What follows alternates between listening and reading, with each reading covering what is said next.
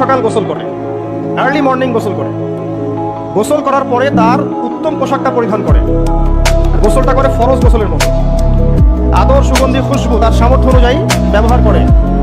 এরপরে পায়ে হেঁটে হেঁটে মসজিদে আসে, বাহনে চড়ে নয়, পায়ে হেঁটে হেঁটে। যদি আপনি অনেক দূরে থাকেন সেটা আলাদা কথা।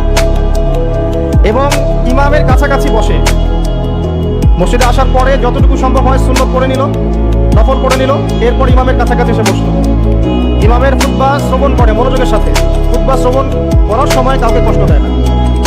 কাউকে কষ্ট দেয় না মানে হচ্ছে যে কেউ কথা বললে তাকে এতটুকু বলে না যে তুমি চুপ করো, কোনো কষ্ট দেয় না।